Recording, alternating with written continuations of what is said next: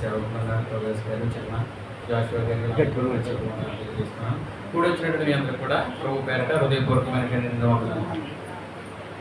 బాగున్నారు కదండి. సరే, సమయం తక్కువ సమయం ఉంది కాబట్టి తొందరగా దేవుని యొక్క వాక్యాన్ని చదువుకున్నాం. చిన్న ప్రార్థన చేసుకున్నాం. మమ్మల్ని మిక్కిలిగా ప్రేమించిన మా ప్రియ పరలోకపు తండ్రి, మీ శ్రేష్టమైన ఉన్నతమైన ఘనమైన నామానికి వందనాలు, నీకు స్తోత్రాలు ప్రభా.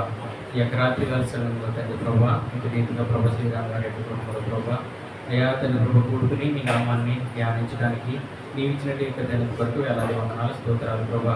అయ్యా ఇప్పుడు విని ప్రభా నాయన తండ్రి ప్రభు నేను నిలబడి ప్రభుని యొక్క వాక్యాన్ని వెతుకుతూ ఉండగా అయ్యా ఇక్కడికి కూడవుతున్నట్టు బిడ్డలకి ఏ విధమైన వాక్యం అవసరమైందో మీరు నాలో ఉండి మాట్లాడి చూపించమని అడుగుతున్నాను.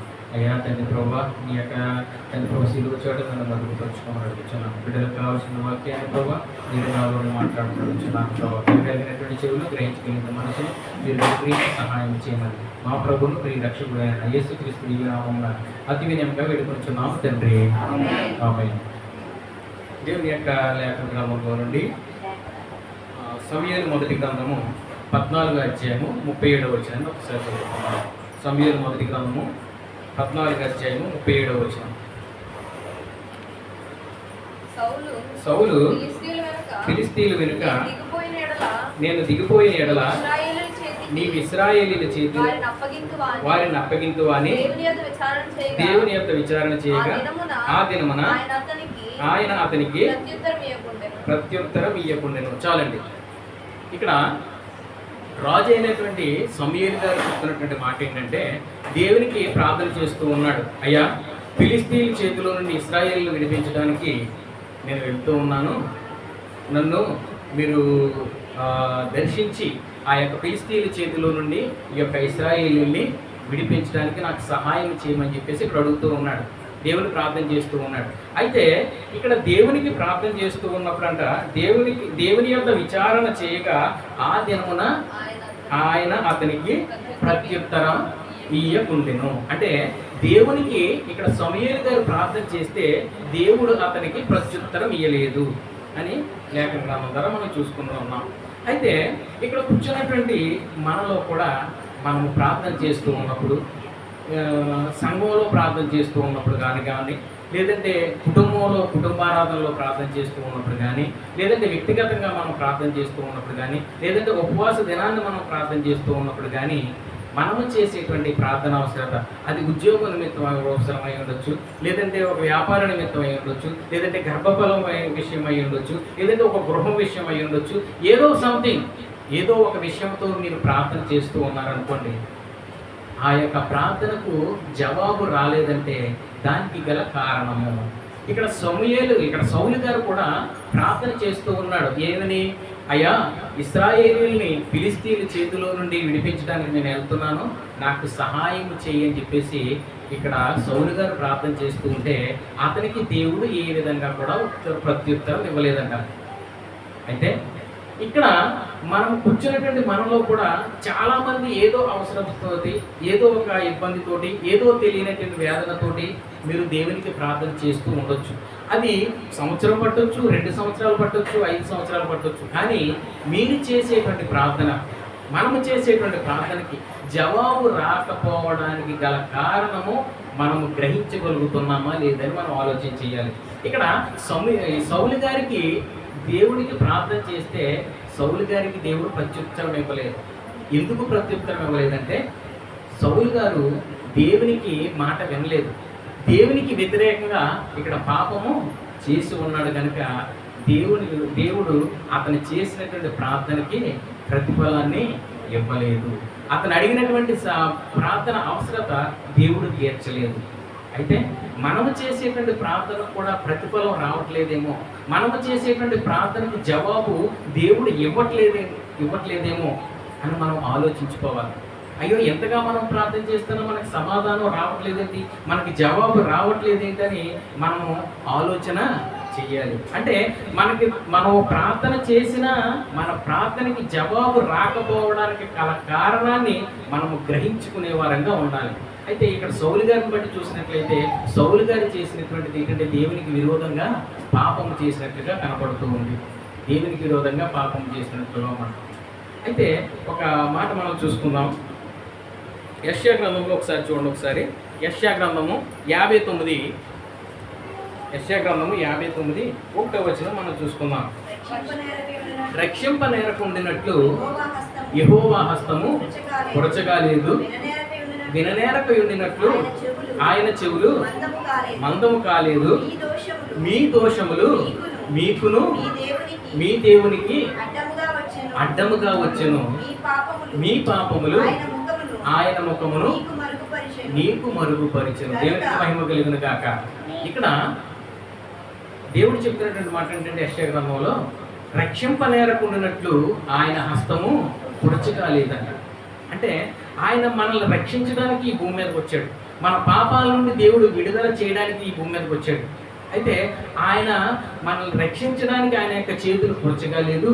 మనము చేసేటువంటి విజ్ఞాపన, మనము చేసేటువంటి ప్రార్థన అవసరత ఏంటంటే ఆయనకి చెవులకి ఏమన్నంటున్నారు, మందము కాలేదు. మనము చేసేటువంటి ప్రార్థన ఆయన వినకపోవడానికి ఆయన చెవులు ఎలా ఉన్నాయంటే మందము కాలేదు. ఆయన వినటానికి సిద్ధంగా ఉన్నాడు, మనల్ని రక్షించడానికి సిద్ధంగా ఉన్నాడు.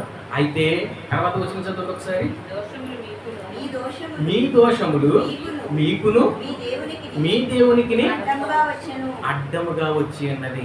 మన యొక్క ప్రార్థనలకు, మనము చేసేటువంటి విజ్ఞాపనలకు, అది ఏ విషయమైనా, ఏ సమస్య అయినా, మన ప్రార్థనలకు జవాబు రాకపోవడానికి గల కారణాలు ఏంటంటే మన యొక్క దోషములు.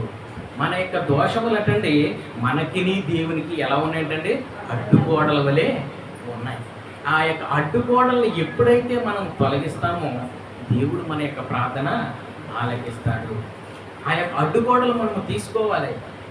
మన యొక్క పాపాలు మనకి దేవుడు చెప్తున్నటువంటి మాట, అడ్డుగోడలుగా ఉండేటువంటి అడ్డంకులను తీసివేయాలి. తర్వాత చూడండి ఒకసారి, మీ పాపములు ఆయన ముఖమును మీకు మరుగుపరిచెను గనుక ఆయన ఆలకింపకున్నాడు. ఆయన ముఖాన్ని మరుగు చేస్తున్నాయటండి మన యొక్క పాపాలు. మనం తెలిసి చేస్తున్నామా, తెలియక చేస్తున్నామా, ఏదైనా మనం చేసేటువంటి పాపాలు ఆయన ముఖాన్ని మరుగు చేస్తూ ఉన్నాయి. మన ప్రార్థనలు ఆయన సన్నిధికి చేరకుండా అడ్డుగోడలుగా ఉంటూ ఉన్నాయి. కనుక మనం ఏం చేయాలంటే మన యొక్క పాపాలను విడిచిపెట్టాలి, మన యొక్క పాపాలను తొలగించుకోవాలి. మన యొక్క దోషాలను తీసివేసుకున్నట్లయితే, మన యొక్క హృదయాన్ని పరిశుద్ధపరచుకున్నట్లయితే, మనము చేసేటువంటి విజ్ఞాపన, మనము చేసేటువంటి ప్రార్థన దేవుడు ఆలకించడానికి సిద్ధంగా ఉన్నాడు. ఒకసారి బయలుదేవతలను పూజించేటువంటి ప్రవక్తలు ఉన్నారు, ఏలియా గారు ఉన్నారు. వాళ్ళిద్దరికీ ఒక వాదోపవాదం వచ్చింది.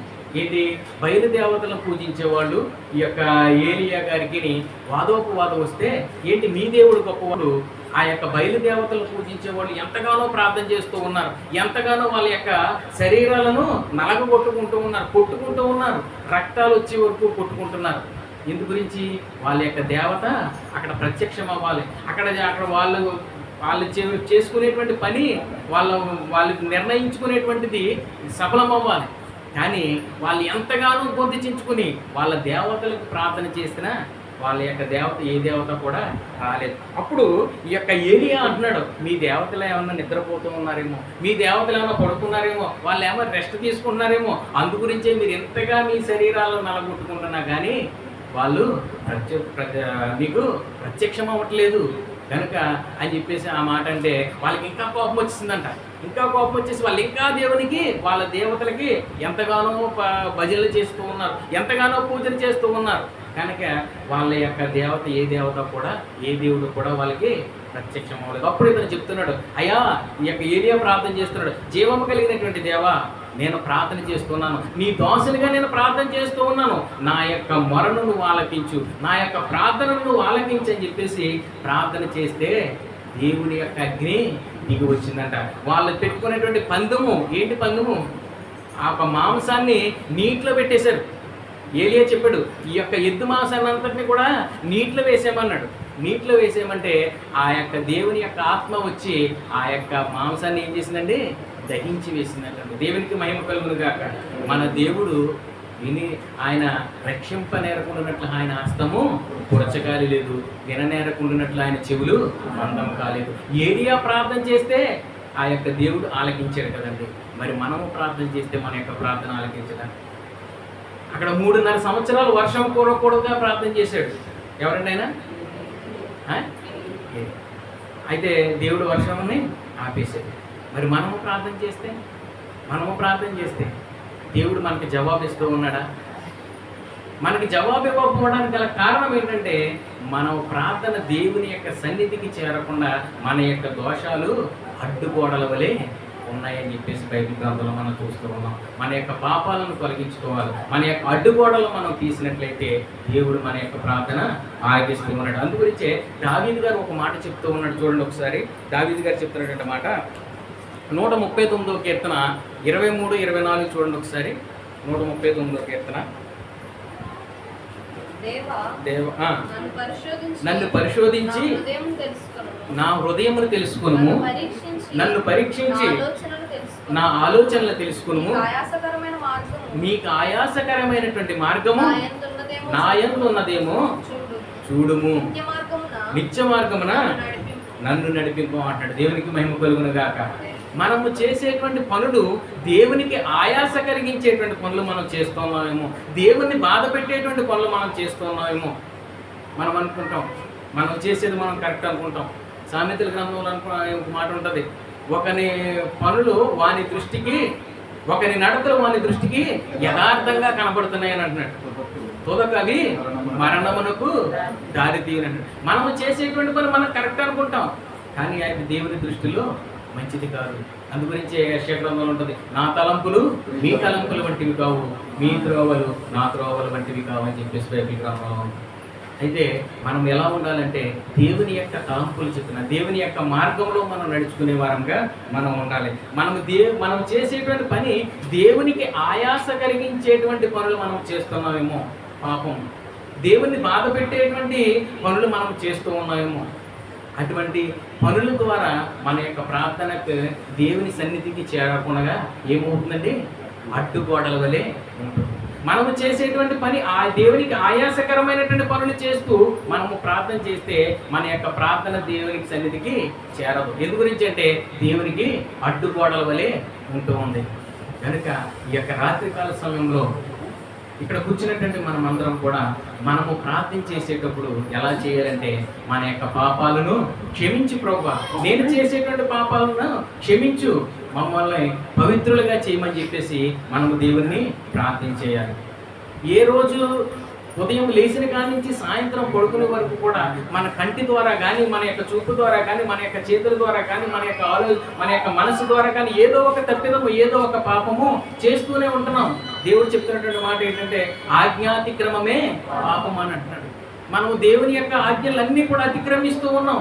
అటువంటి పాపాలు మనం చేస్తూ, మనకి దేవునికి ఆయాస కలిగించేటువంటి పనులు మనము చేస్తూ, మనము ప్రార్థన చేస్తూ, మనము దేవుణ్ణి అంగలార్చి అడుగుతుంటే మన యొక్క ప్రార్థనకి జవాబు ఎక్కడ వస్తుంది? రాదు. మన యొక్క పాపాలను ఒప్పుకోవాలి.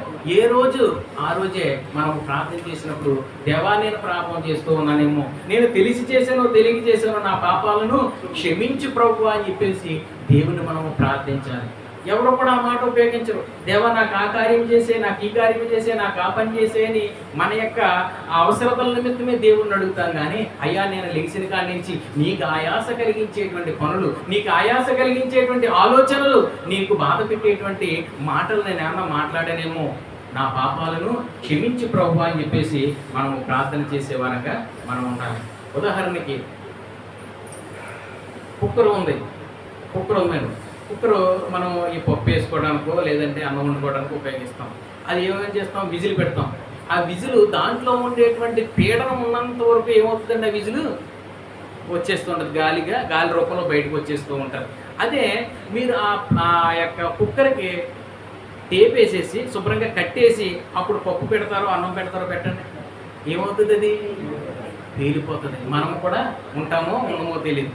అలాగే మన యొక్క జీవితాల్లో కూడా ఎప్పటికప్పుడు మన పాపము ఆ యొక్క పీడనము ద్వారా, ఎలాగైతే విజిల్ ద్వారా ఆ యొక్క పీడనం బయటకు వచ్చేస్తుందో, మనము కూడా ప్రతిరోజు దేవుని యొక్క పాదాల చెంత, అయ్యా నేనేమన్నా పాపాలు చేశానేమో, నేనేమన్నా తప్పిదాలు చేశానేమో, నీకేమన్నా ఆయాస కలిగించేటువంటి పనులు నేనేమన్నా చేశానేమో, దయతో నా యొక్క పాపాలు, నీకు ఆయాస కలిగించేటువంటి పనులు నేను చేస్తుంటే నన్ను క్షమించి ప్రభువా అని చెప్పేసి నువ్వు ఒప్పుకున్న ఎడల దేవుడు నీ యొక్క పాపాలను క్షమిస్తాడు. అదే నీ యొక్క పాపాలను కప్పుకుంటే అది ఎప్పటికైనా ప్రమాదకరమే.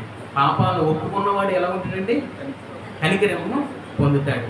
ఒప్పుకోకపోతే మనము ఆ యొక్క కుక్కర్ ఎలాగైతే పేరుపోతో మన యొక్క జీవితాలు కూడా అలా ఉంటాయి. కనుక ఇక్కడ కూడొచ్చినట్టు మీ అందరికి కూడా తెలియజేసేది ఏంటంటే, మనము ప్రార్థన చేస్తూ ఉన్నప్పుడు ఎలా చేయాలంటే, దేవా నీకు ఆయాస కలిగించేటువంటి పనులు కానీ, నీకు ఇబ్బంది కలిగించేటువంటి పనులు కానీ, నాలో ఏమన్నా పాపాలు దోషాలు ఉంటే దయతో నన్ను తీసివేయి ప్రభు అని చెప్పేసి మనం ప్రార్థన చేయాలి. ఈ యొక్క సౌలు కూడా ఏంటంటే తన యొక్క జీవితంలో పాపముతోటే నిండుకొని దేవునికి ప్రార్థన చేస్తే దేవుడు అతనికి ఉత్సర్గవ్వలేదు. కనుక మనం హృదయపూర్వకంగా దేవుని మనం ప్రార్థన చేసినట్లయితే, మన యొక్క పాపాలను ఒప్పుకొని మనం ప్రార్థన చేసినట్లయితే దేవుడు మన యొక్క ప్రార్థనలకు జవాబిస్తే మన యొక్క ప్రార్థనలకు ప్రతిఫలాలు ఇస్తాడని తెలియజేసుకుంటూ ఈ యొక్క కొద్ది మాటలు దేవుడు తన వెనుకల్లో దీవించి ఆశీర్వదించును గాక. ఆమేన్.